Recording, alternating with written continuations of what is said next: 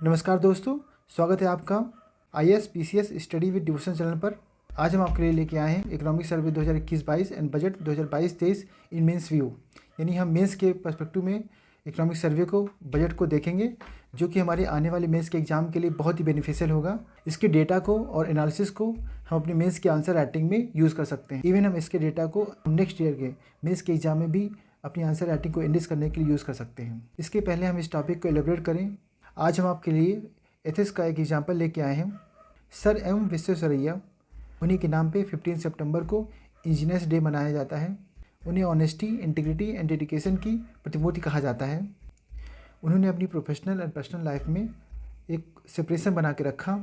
उन्होंने अपनी अर्निंग का एक बड़ा हिस्सा गरीबों की हेल्प के लिए रखा, यानी वो सीक्रेट तरीके से लोगों की हेल्प करते थे। एक वाक़या है कि जब वो अपना रेजिग्नेशन देने जा रहे थे तो उन्होंने गवर्नमेंट व्हीकल का यूज़ किया था, क्योंकि वो उस पद पे विराजमान थे उस समय। लेकिन रेजिग्नेशन देने के बाद जब वो वापस लौट रहे थे तो उन्होंने अपने प्राइवेट व्हीकल का यूज़ किया। तो कह सकते हैं कि ये एक ऑनेस्टी का, इंटीग्रिटी का बहुत ही अच्छा एग्जाम्पल है, जिसके एग्जाम्पल को हम एथिक्स के पेपर में यूज़ कर सकते हैं। आइए हम अब अपने टॉपिक की तरफ आगे बढ़ते हैं। सबसे पहले हम देखते हैं इकोनॉमिक सर्वे 2021-22। इस बार के इकोनॉमिक सर्वे की थीम थी एजाइल अप्रोच, जिसका मतलब है फ्लेक्सिबिलिटी। एक्चुअली 2021-22 में हमारा जीडीपी ग्रोथ था 9.2%, जो कि इस साल 2022-23 के लिए प्रोजेक्शन दिया गया है 8 to 8.5% के बीच में। हमारा जो सोशल सेक्टर का एक्सपेंडिचर है, जो 21-22 में रहा जीडीपी का 8.6%। इन्फ्लेशन रेट को लेकर उर्जित पटेल कमेटी ने रिकमेंडेशन दी थी कि हमारा जो इन्फ्लेशन रेट होना चाहिए 4% ±2%, यानी उसकी रेंज 2 से 6% के बीच में होनी चाहिए। एक डेटा और है हमारे पास कि CPI जो कंबाइंड इन्फ्लेशन जो हुआ था 21-22 में, वो 5.2% के आसपास था। नीति आयोग के द्वारा SDG ओवरऑल इंडेक्स में इंडिया का जो स्कोर रहा वो 66 रहा, जो पहले से इम्प्रूव हुआ है 2021 में। हमारे सबसे मेन 3 सेक्टर होते हैं। पहला है प्राइमरी सेक्टर, जो कि एग्रीकल्चर एंड एलाइड सेक्टर हो गया। सेकेंडरी सेक्टर, जो कि इंडस्ट्री हो गया। टर्सरी सेक्टर, जो मेनली सर्विसेज हो गया। इसमें 21-22 में जो ग्रोथ हुई है, एग्रीकल्चर में 3.9%, इंडस्ट्री में 11.8%, सर्विसेज में 8.2%। इसमें जो GVA का जो शेयर परसेंटेज है, एग्रीकल्चर का 18.8%, इंडस्ट्री का 28.2% एंड सर्विसेज का 53% रहा। इंडिया का GER, ग्रॉस इनरोलमेंट रेशियो, जो कि पहले से इम्प्रूव हुआ है 2019-20 में, वो रहा 27.1%।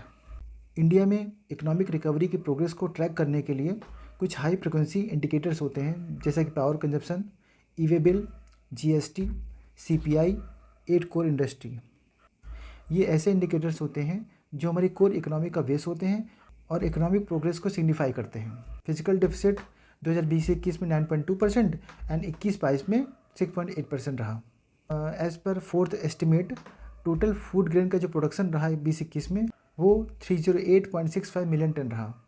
हमारे इकोनॉमिक सर्वे के द्वारा 2022-23 में ग्रोथ को सपोर्ट करने के लिए कुछ फैक्टर बताए गए हैं, जैसे कि वैक्सीन कवरेज है, सप्लाई साइड रिफॉर्म है, रेगुलेशन में रिलैक्सेशन है, एक्सपोर्ट में ग्रोथ है और कैपिटल स्पेंडिंग को बढ़ावा देना है। बताया गया कि 2021-22 में सेंटर ने स्टेट को किस तरह से सपोर्ट दिया। सेंटर ने क्या किया कि स्टेट को बारो करने की लिमिट को इन्हांस कर दिया। एक पॉइंट ये भी है कि सेंटर की तरफ से जो स्टेट को GST कंपेंसेशन मिलने वाला था, उसमें शॉर्टफॉल होने की वजह से स्टेट्स को लोन के रूप में दिया गया। स्टेट कैपिटल एक्सपेंडिचर को बढ़ावा दे सके, इसके लिए सोशल असिस्टेंट सेंटर के द्वारा स्टेट को दिया गया। इकोनॉमिक सर्वे ने क्रॉस बॉर्डर इंसॉल्वेंसी के लिए एक स्टैंडर्ड फ्रेमवर्क बनाने की बात की। हम बात करते हैं सोशल इंफ्रास्ट्रक्चर एंड एम्प्लॉयमेंट की। हमारे इकोनॉमिक सर्वे में ये बताया गया कि सेंटर और स्टेट के द्वारा सोशल सर्विसेज में जो एक्सपेंडिचर हुआ वो GDP का 6.2% था 2014 से 15 के बीच में, जो कि 21-22 में 8.6% हो गया। इसके सपोर्ट में कुछ पॉइंट बताए गए हैं, जैसे कि लेबर मार्केट इंडिकेटर में बहुत तेज़ी से रिकवरी हुई, जो कि अर्बन सेक्टर में एम्प्लॉयमेंट है उसमें रिकवरी होकर वो प्री पैंडेमिक लेवल तक पहुंच गया। कोविड की जब सेकेंड वेव आई, उसमें जॉब का फॉर्मलाइजेशन बना रहा। मनरेगा में और अधिक फंड दिया गया। कुछ सोशल इंडिकेटर में इम्प्रूवमेंट देखने को मिला, जैसे कि sex ratio 1020 and total fertility rate 2 रहा, जो कि यूपी का 2.4 रहा। हम देखते हैं कि इकोनॉमिक सर्वे के द्वारा एग्रीकल्चर एंड फूड मैनेजमेंट में क्या क्या रिकमेंडेशन दी गई हैं। इसमें ये कहा गया कि जो एलाइड एक्टिविटी हैं जैसे कि एनिमल हस्बेंड्री, डेयरिंग, फिशरीज़, इस पे फोकस करने की बात की गई। अब जो क्या है कि जो स्मॉल एंड मार्जिनल फार्मर हैं उनकी प्रोडक्टिविटी को बढ़ाने के लिए, इम्प्रूव करने के लिए जो स्मॉल होल्डिंग फॉर्म टेक्नोलॉजी है उसको इम्प्लीमेंट करने की बात की। इसमें ये कहा गया कि एमएसपी पॉलिसी को क्रॉप डाइवर्सिफिकेशन को प्रमोट करने के लिए यूज़ किया गया। क्रॉप को बेसिकली डाइवर्सिफाई करने की बात की गई। कहाँ पे? ऑयल सीड में, पल्सेस में, हॉर्टिकल्चर में। एक सेंटर और स्टेट के बीच में कोऑर्डिनेशन की बात की गई कि सो दैट जो हाई वैल्यू और लेस वाटर कंज्यूमिंग क्रॉप है उनको बढ़ावा मिल सके। इसमें ये भी कहा गया कि जो क्रॉप है और एलाइड सेक्टर है उनकी प्रोडक्टिविटी को इम्प्रूव करने के लिए उसमें R&D करने की ज़रूरत बताई गई। और एक पॉइंट कहा गया कि जो केमिकल फर्टिलाइज़र हैं उनके प्लेस पे नैनो यूरिया का, ऑर्गेनिक फर्टिलाइज़र की यूज़ करने के प्रमोट करने की बात की गई। नई टेक्नोलॉजी पर फोकस करने की बात की गई, जैसे ड्रोन हो गया, artificial intelligence based decision support system हो गया, और एग्रीकल्चर क्षेत्र में जो इनोवेशंस हैं उनके लिए स्टार्टअप को सपोर्ट करने की बात की गई। नेक्स्ट आते हैं कि इंडस्ट्री और इंफ्रास्ट्रक्चर के बारे में इकोनॉमिक सर्वे ने क्या कहा ये हम देखते हैं। इसमें ये बताया गया कि रोड का जो कंस्ट्रक्शन है वो 2019-20 के कंपैरिजन में 2020-21 में 30.4% का इंक्रीमेंट हुआ है, जो कि आज की डेट में 36.5 किलोमीटर पर डे बढ़ चुका है। अगर 2014 के लेवल से कंपेयर करें, इंडियन रेलवे में कैपिटल एक्सपेंडिचर का जो बजट है ना वो करीब 5 टाइम्स बढ़ चुका है। जैसे कि हम जानते हैं कि पीएलआई को 14 सेक्टर में लाया गया, उसमें एक इंडस्ट्री भी है। इसमें ईज ऑफ डूइंग बिजनेस के साथ साथ में फिजिकल एंड डिजिटल इंफ्रास्ट्रक्चर को सपोर्ट करने की बात की गई है। जैसा कि बताया गया कि 2021-22 में 14,000 न्यू स्टार्टअप क्रिएट हुए हैं। इसके साथ इंडिया स्टार्टअप इकोसिस्टम में 3rd प्लेस पे पहुंच चुका है। अकेले 2021 में 44 इंडियन स्टार्टअप ऐसे हैं जिन्होंने यूनिकॉर्न स्टेटस अचीव किया है, जिनके टोटल टैली 83 हो चुका है। जैसा कि इंडिया का विजन है कि हमें 2024-25 तक 5 ट्रिलियन इकोनॉमी बनना है। इसके लिए 1.4 ट्रिलियन हमें इन्वेस्ट करना पड़ेगा। 2021 में पब्लिक सेक्टर इंटरप्राइजेज पॉलिसी भी आई थी सो दैट इनको प्रमोट किया जा सके। अब हम 4 स्ट्रेटेजिक सेक्टर देख लेते हैं। पहला है एटॉमिक सेक्टर, स्पेस, डिफेंस। दूसरा ट्रांसपोर्ट एंड टेलीकम्युनिकेशन। तीसरा है पावर, पेट्रोलियम, कोल।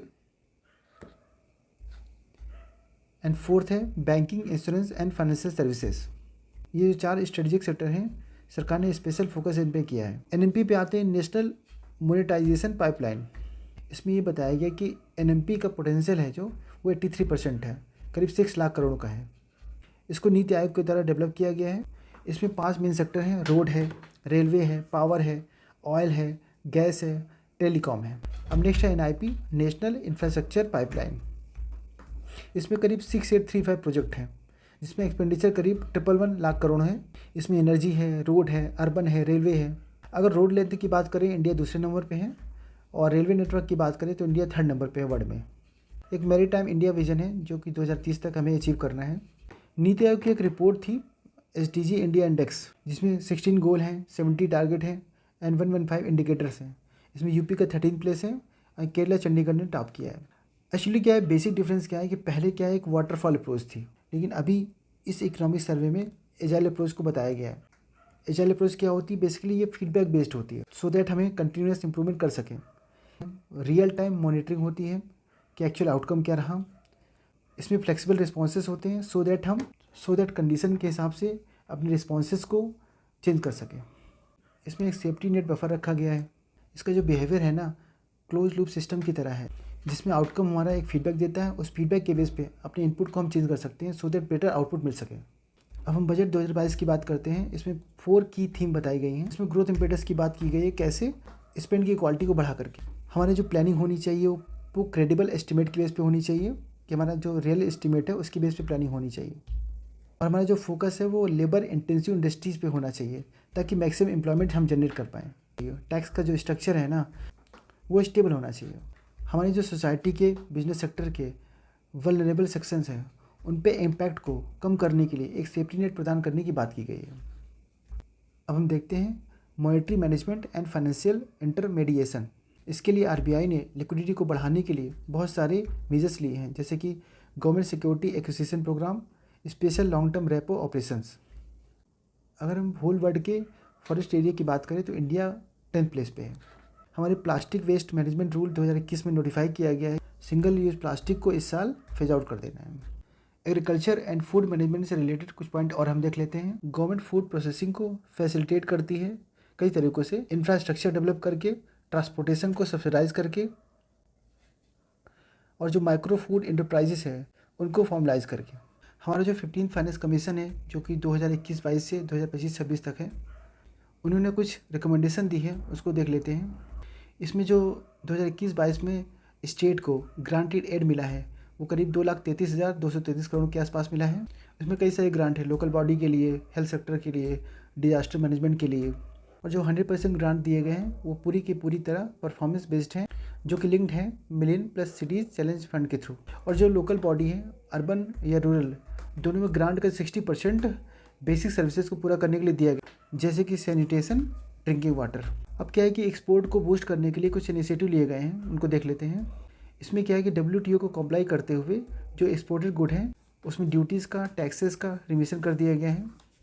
इसमें डिस्ट्रिक्ट को एक एक्सपोर्ट हट बनाने की बात की गई है। और PLI स्कीम है, प्रोडक्शन लिंक्ड इंसेंटिव स्कीम, जो कि 14 सेक्टर में है। इसका मेन मकसद डोमेस्टिक मैन्युफैक्चरिंग को बढ़ावा देना और एक्सपोर्ट को बढ़ावा देना है। इसमें जो सर्टिफिकेट ऑफ ओरिजिन के लिए एक इलेक्ट्रॉनिक प्लेटफॉर्म बनाया गया है। जो एग्जिम बैंक है उसमें कैपिटल को इन्फ्यूज़ किया गया है।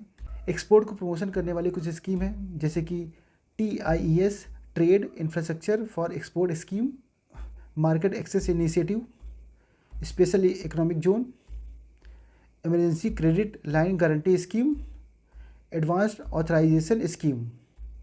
अब है PM गति शक्ति नेशनल मास्टर प्लान। ये एक तरह से मल्टी बॉर्डर कनेक्टिविटी प्रोवाइड करता है, सो दैट जो भी इकोनॉमिक जोन है आपस में इंटीग्रेट होकर के उनके बीच में इंफ्रास्ट्रक्चर लिंकेज क्रिएट हो पाए, so that people, good services का मूवमेंट हो पाए एंड लॉजिस्टिक एफिशिएंसी को बढ़ावा मिले। इसमें क्या होता है, डिपार्टमेंट, मिनिस्ट्रीज एक मल्टी मॉडल वे में एक साथ काम करते हैं, सिंक्रोनाइज होकर काम करते हैं। फॉरेन इन्वेस्टमेंट 2 टाइप के होते हैं, एक होता है FDI, एक होता है FPI। Foreign direct investment FDI, foreign portfolio investment FPI। इस बार जो हमें मैक्सिमम FI मिला है वो सिंगापुर से मिला है। RBI ने एक डिजिटल पेमेंट इंडेक्स जारी किया है जो कंट्री में पेमेंट के डिजिटाइजेशन के एक्सटेंट को बताता है। जुलाई 21 में national asset reconstruction company limited open हुई थी। अगर हम ये चाहते हैं कि जो पेरिसेबल कमोडिटी है उसकी प्राइसेस में स्टेबिलिटी रहे, इसमें क्या है कि एक कोल्ड स्टोरेज की स्टॉक चेन हो और साथ में उसको सपोर्ट करने के लिए ट्रांसपोर्ट इंफ्रास्ट्रक्चर हो। इंडिया में जो LPG प्राइस होते हैं वो सऊदी कॉन्ट्रैक्ट प्राइस पे बेस्ड होते हैं, जिससे LPG के इंटरनेशनल प्राइस का बेंचमार्क माना जाता है। जो ज़्यादा लंबा ना हो इसलिए हम इसके आगे पोर्शन को नेक्स्ट लेक्चर में कवर करेंगे।